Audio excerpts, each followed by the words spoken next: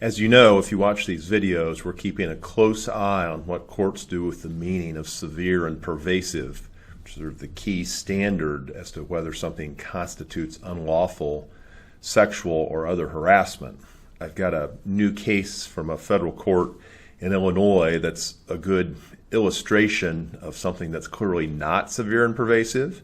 Also deals with another kind of harassment other than gender harassment. This is racial harassment. It's good for us to remember that harassment on any protected basis is unlawful. So let me tell you just a little bit about the case. It's in a correctional setting. Longtime employee who identified as half black and half Indian was in sort of a correctional facility. Another employee, referring to a group of people who were housed in the correctional facility, said to her, "Those are your people, those are not my black people." The same employee made another comment a couple of months later that she reported.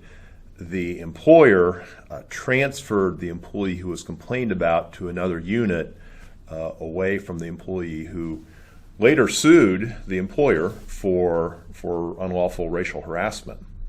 The court held that these two comments over really quite a long career did not constitute severe and pervasive behavior that would be unlawful harassment, and also that the employer had responded appropriately. So this is a good example of something that seems to be the right decision, that this is not severe and pervasive behavior. Certainly we don't want it in the workplace. An employer should address it, but appropriately doesn't rise to the level of what's illegal. And just sort of have that out there as a baseline as we watch these sort of closer cases, I think particularly in the sexual harassment setting after Me Too, as to what is and is not severe and pervasive.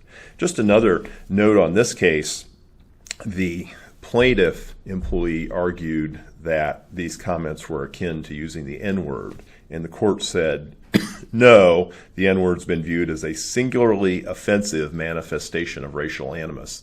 These two comments, while again inappropriate, don't rise to that level. And severe and pervasive, there's no number of comments that make something severe and pervasive. It's sort of both. So in this case, had the employee used the N-word twice, maybe it would have been severe and pervasive.